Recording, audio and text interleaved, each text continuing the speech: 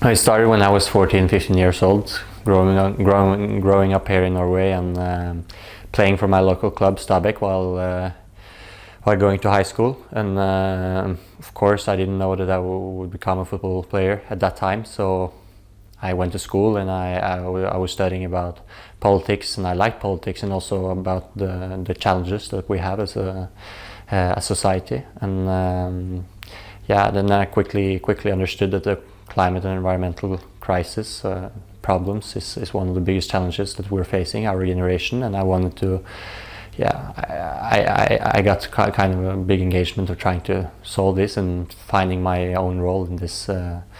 In these challenges, to solve these challenges. And when I then went to Holland, I was 18 at that time, and I came down and had a lot of spare time to read and study about these things. And I became, the more aware I became, the bigger my engagement became. And of course, ever since, I've been trying to use my role as a football player to speak about these things and to address these challenges. And I will keep on doing that, I think, in the future. And I think it's extremely important. And I figure out the best way I can contribute is by becoming as good as possible in football.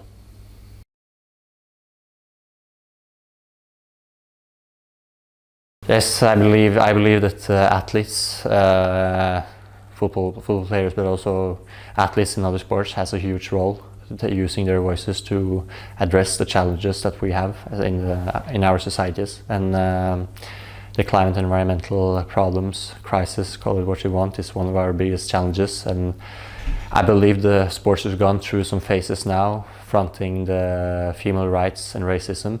And I believe that and the next big thing will be the climate and environmental crisis, and that we have to, that players will have to take a standing point and using their voices of getting this right, because we are, I normally say that sports have three big reasons to do it. One, that they have a moral responsibility of doing these things, of saying, actually addressing the challenges that we have as a society. Two, that this will sports doesn't work in a society that doesn't work. You can see that's a big good example now in the Corona times, that when our societies aren't working or something is wrong, sports won't function. So we're hugely deeply involved in every sense. And the third is that sports will be affected itself of climate change and climate disasters that will happen if we don't change. And you see this of flooding, sea rise, and of course extreme heat. These kind of things is already threatening sports directly. So that's kind of the three reasons why I think sports has to start to take this seriously.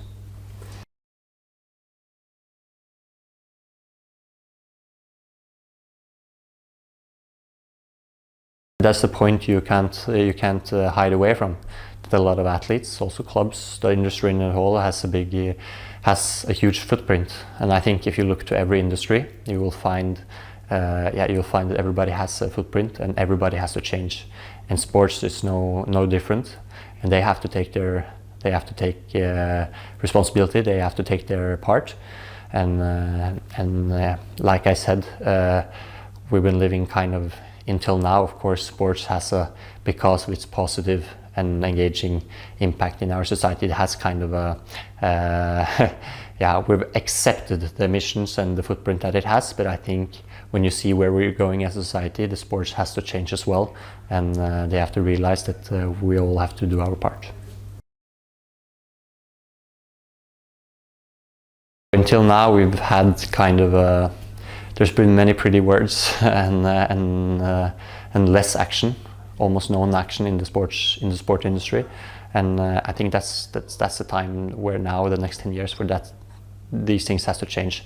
It has to go from a word or agenda to concrete things that we will actually will change on the field, and the things that the sports actually can change. And then you have the second big role of sports, and that's their ability to engage other people, and there they have to start to use their voices more clearly to spread awareness and inspire other people to start to take action. And that's kind of the one thing where sports is different from the other industries that we have, is that sports has this second big opportunity to actually spread climate and environmental awareness out to all people in society.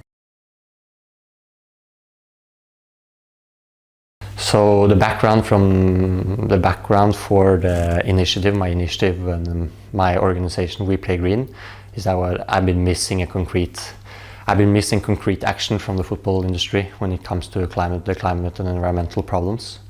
And I figured that I've been missing myself, of course I'm missing an initiative somewhere I could go to, where I could meet equal individuals who's engaged in these thematics,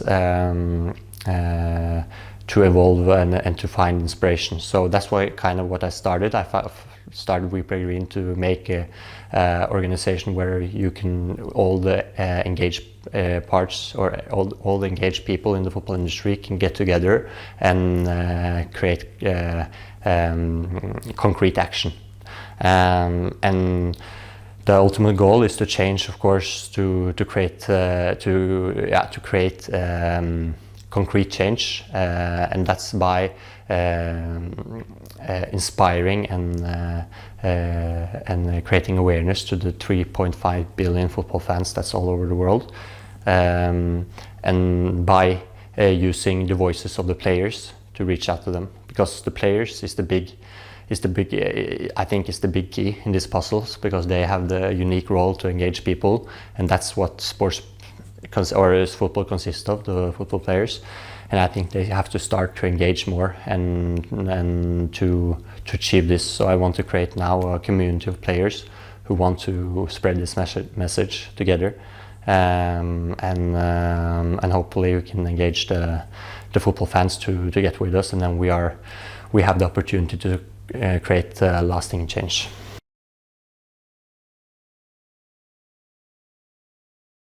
Yes, so we created, in cooperation with the KPMG, we created the We Play Green Sustainability League, which is, of course, a league where teams can compete on sustainability, where they will be measured out of an analysis of the club's activity, where we will go through all the activity the club does, from picking up the garbage, how they handle the garbage at the stadiums, to how they handle their employees and how they do the communication with the fans. So I mean, there's a lot of things you can measure them on, and we're trying to make a standard of how we can measure them and how we can do it, and make a competition that's fair between also bigger and smaller clubs, so they can compete against each other. And I think it will. I hope this will be a positive and motivating thing for the clubs that they want to be a part of, and that the teams who's not a part of it will be inspired and motivated to become even better. And we want to use the competitive aspect of sports also in this phase, because we know when it's a competition, everybody wants to be the best, and we hope this will create some positive inspiration for the clubs to do more. And we're now working hard to get it up and running, and we hope to finish the work within this year and start up 2022.